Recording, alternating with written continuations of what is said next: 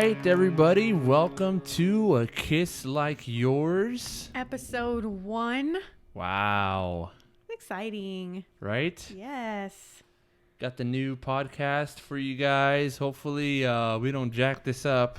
We'll do our best. We'll do our best. No promises. Before we kind of got into everything, we did want to just do a quick little disclaimer here about family show, right? But Well, it's family talk, but I don't think it is for young ears. So this isn't something you want to be playing on the carpool ride to school. Maybe after drop off. or I mean, hey, we leave that up to you guys. You know, it's parenting is kind of, we just own it, right? So depending on how you feel, just make sure that you understand that there may be some adult content in these podcasts. So The choice is yours. You have been warned. All right. I want to get into a little bit really quick of A Kiss Like Yours and you know, where we got. Baby. Oh, yeah, baby. Where it came from. Right? So A Kiss Like Yours, first of all, it's a song, obviously from the theme song that you guys heard. That song is performed by a band called Rotten Scoundrels, who my cousin JoJo is actually the writer behind it. He's the lead singer. And they made this song a long time ago. Okay? Yes, many moons ago. Rotten Scoundrels is no longer playing, but maybe we'll get a comeback tour of some kind in the future. But we used to go to these shows where my cousin, you know, played with this band, and this song just killed everybody. I mean, it was awesome. It had the crowd was always on their feet. I would say these venues and the music that was played in them, because it's punk rock, was right? a little more screamy. Yeah. but this really it got everybody moving. Yeah, because you know, a lot of punk rock bands, they were like, you know, more screaming type. Mm-hmm. But Rotten Scoundrels comes up and, you know, Joey would actually like sing, right? And you could hear the words that were coming out of his mouth. Right. You knew what he was saying. Yeah, and he had a lot of, you know, the lyrics behind what he was actually singing about was really cool to do and experience. I was kind of managing them for a little bit, and it was just a fun time. We used to go to the shows when we were, you know, before we got married, and you know, maybe have an occasional adult beverage or 5. Sweet memories, and we just thought it was very fitting, you know. And he wrote it for his wife too. So at the time he wrote it for his wife, and you know, we just always loved the message of the song. Mm-hmm. And you know, when we were trying to decide on a name for the podcast, we kind of went through a couple of things, and we were like, oh, that's taken, and oh, that's taken. Right. And then we had already decided about what theme music we were gonna use, which was A Kiss Like Yours, and I'm like, duh. Hello. Exactly. It just made sense. So I think it's kind of nice that we get to keep it all in the family. I know, right? Yeah. I let him know that we were going to use his song, and he was pretty jazzed about it. So I'm hoping he's listening. You know, thanks to Joey for that creative voice of yours, and we're using it even though it's not being performed anymore, we're still making good use out of oh yeah, baby. Right, and you never know what can come. That's right. Mm-hmm. That's right. Okay, well, I guess our first topic is, you know, kind of what we mentioned on the trailer, right? Well, yeah, you had expressed some concerns for our marriage, so I'm wondering if you'd finally like to fill me in on what that is. So check this out. So my wife and I, we've put in together, our daughter's coming around. She likes to, every time the podcast starts, she likes to come around. So you may hear some background noise a little bit. Some guest commentating.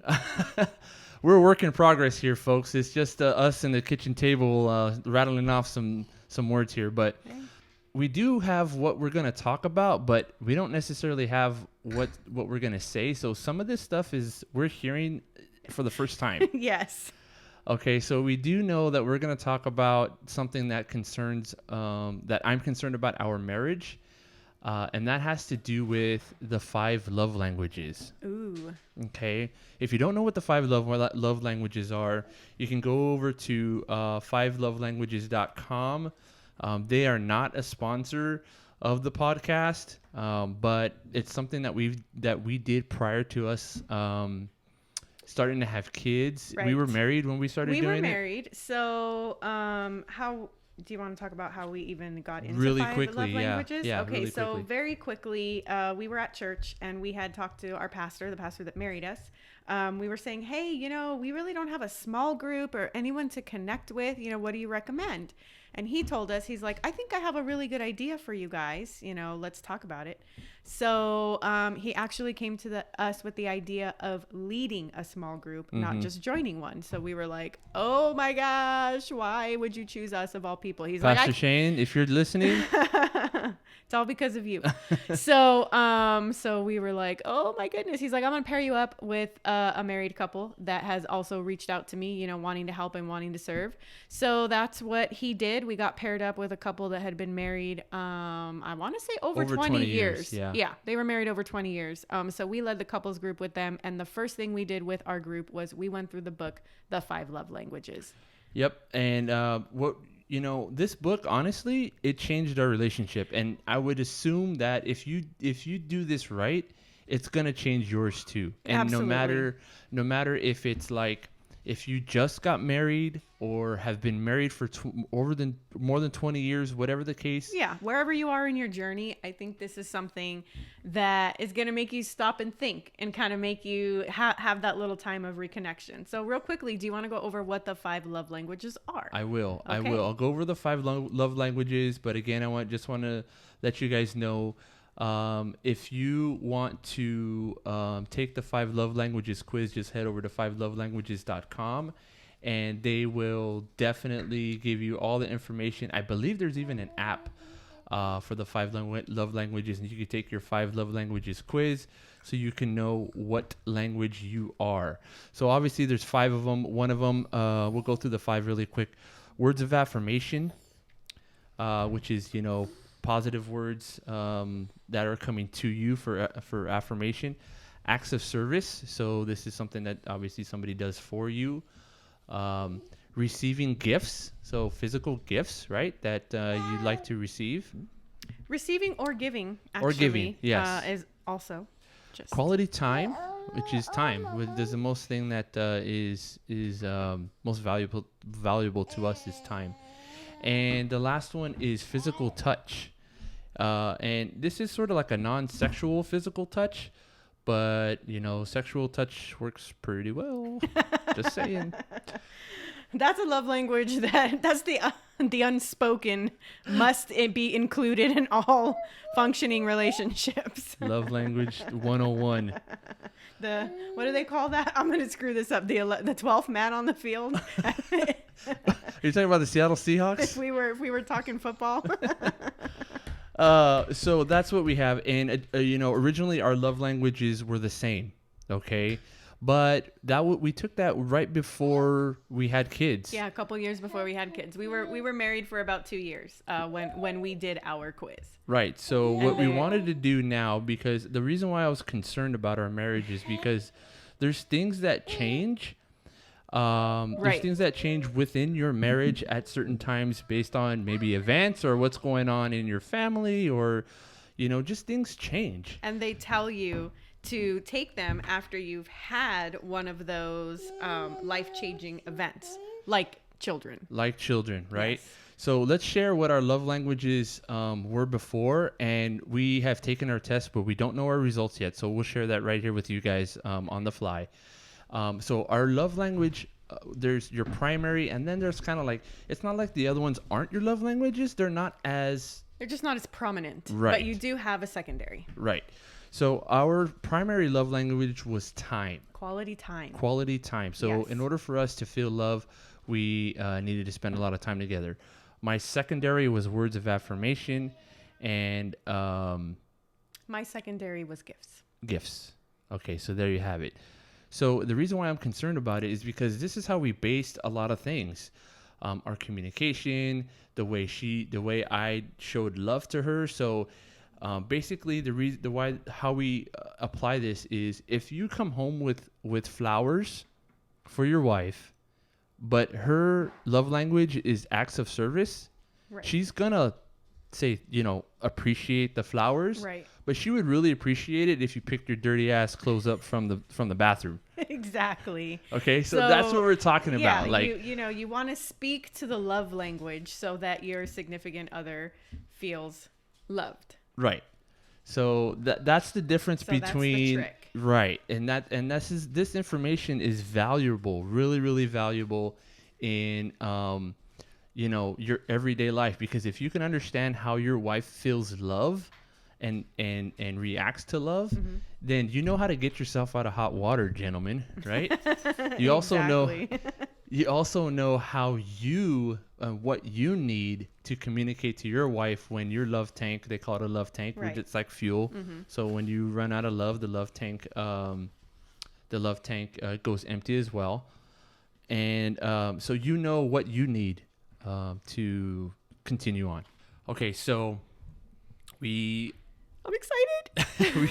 we retook the test, and we're gonna reveal it to one another right now. Okay, so you go first. I'll hon. go first. Yeah. Okay. So like I said, my previous was quality time, and my secondary was a very strong gifts. With the first time we took it. Yeah. So this time I took it. Wait, did it change? It actually, I will say that it varied. So let me tell you what it was. Okay. My primary was still quality time. Okay, and cool. it's so funny because as I was taking the test, I was laughing because I'm like, I just want to be with him. Like, oh, just sit next to me. Like, I just want to know you're there in the vicinity. That makes sense, and I'll tell you why after. But yeah. Okay. So my primary stayed the same. My secondary, though, I have to say I tied Okay. with gifts and acts of service. Acts of service. Right. And I was laughing my butt off because after that was a very low words of affirmation and an even lower physical touch. Okay. Dang. Yeah. Okay, we have a problem. So Yours changed. mine's changed. Oh my gosh. We have a problem. And wow. Why have you changed so much since we got married? What hey, happened things to you? change. Okay, I'm dying to know. Okay, so my original one was time with backup of words of affirmation. Okay. Now I've completely changed. Okay. My number one is physical touch. Oh my God. I so saw that coming. which is your like lowest one. Your lowest on priority. The totem pole right now. Everyone get off me. Followed by quality time, receiving gifts, and words of affirmation are all tied. Wow. Wait, Yes. so quality time, gifts, and affirmation are All all time? tied. Oh my God, you are so much work. You are so high maintenance. And then coming in last is acts of service. Oh my goodness. I do everything for you. It's just not that important. It's just not, you know what? It totally makes sense. Right? It Because totally makes sense. okay, I'm gonna tell you why yours makes sense, and you tell me why mine makes sense. Okay. This is hilarious. I hope we have enough time for this. We're trying to keep this to like a half hour because we know We're gonna shit do gets our busy, best. right? We're gonna do our best. Okay, but the reason why I that makes sense for you is quality time, and then you have your secondary was what? My secondaries were both tied very high, acts of service and gifts.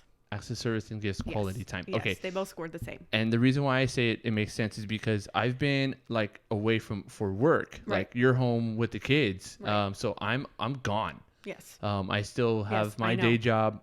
I know. You're and gone. so you're here with the kids. Sometimes I got to stay late because I have, like today I Right. worked, late. Mm-hmm. So I'm not here. So you guys kind of miss me, and the girls you tell me that when I'm not here, the girls, miss me and stuff like that. Then they Right. say, so I can see where quality time is huge. it's huge because it has been because now I'm home and it has been shortened from what we are used to from our regularly scheduled programming. okay. So would I say. have to make some adjustments with some time. Okay, so Okay, you you see go. that. Your turn. Okay, you see that. Well, I totally Touch. see physical touch. I totally see how that changed. I have to say, I want to know where you're going with this. I'm surprised because quality time used to be such a big deal for you. And let me tell you why it makes sense for physical touch is because you cannot keep your hands off me at all at any point ever when we are in close proximity Do you blame me? to one another. I mean, whether that's wanting to hug me, wanting to cuddle. More so, I'm cooking, hand goes down the shirt, hand goes down the pants. Like it never ends and it never stops. It doesn't bother me, but sometimes it does bother you.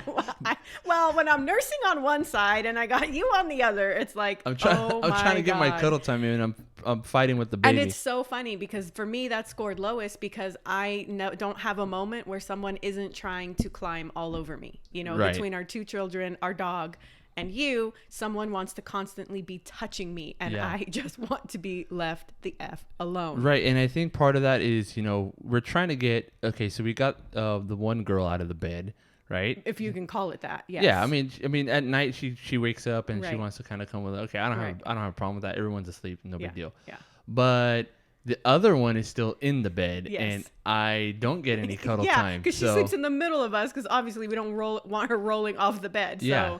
So then you we don't got to get any, real creative with our alone time. So you don't get any cuddle time. You don't get any one-on-one time with me. So I'm a cuddler. I What could I see say? that. And the other thing that really cuddles.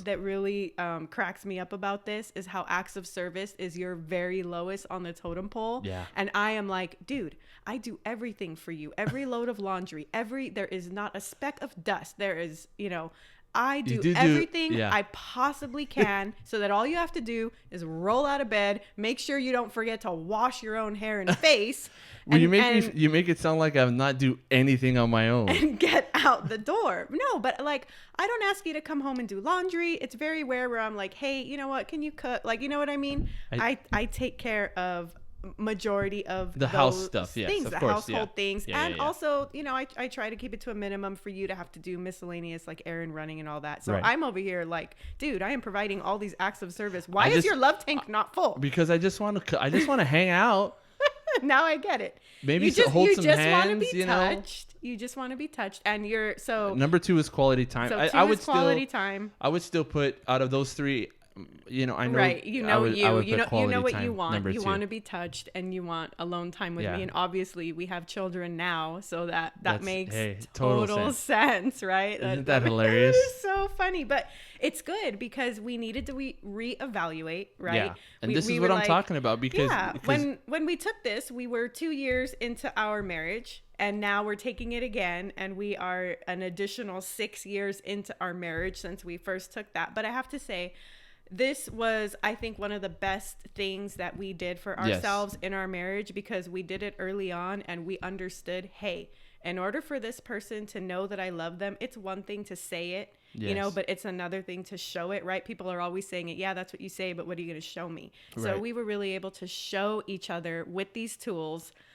how we loved one another. We were able to receive that. Yeah. So I just think it's so crazy that, that all of this came up. So tell me, why were you were concerned that your love language changed?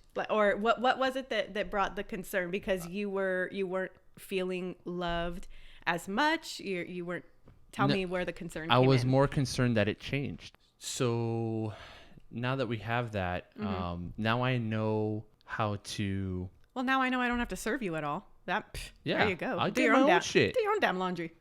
No. But so now that I see that your love language has shifted, and you see that my physical touch is lowest echelon possible, how does that make you feel? Is your concern heightened? That's not my concern.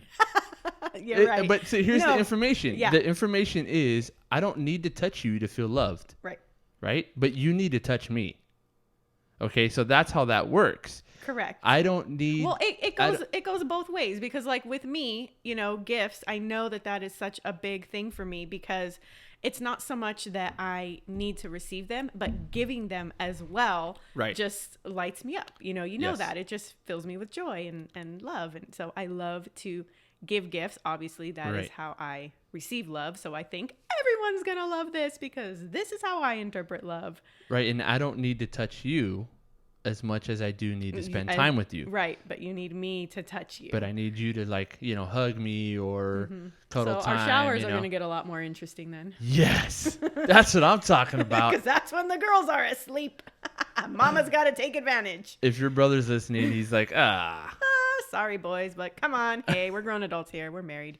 So yeah, that's how that works, guys. It's been a huge tool for us to understand where and recognize where, you know, if your spouse is feeling like irritated or snapping at you or da da da, da, Hmm. that's a good sign that their love tank is Empty. dunzos. Yes. But you have the tool now to be able to do that. So this is not limited to couples. Absolutely. There is a test for everyone. There is a test for couples, a Mm-hmm. test for singles, a test for men, Yep. a test for military, and there's also tests for children. I think for the young ones, they say you can start determining your little one's love language around age 5, and there's also one for teens. So not only can you determine what type of love language your partner needs, or maybe your military partner, but you can also find out what your children need from you, which Huge it's tool. huge. That's why I'm saying this Huge. this tool alone, it's gonna change your Oh yeah, relationship. it's a game changer for sure. Yeah.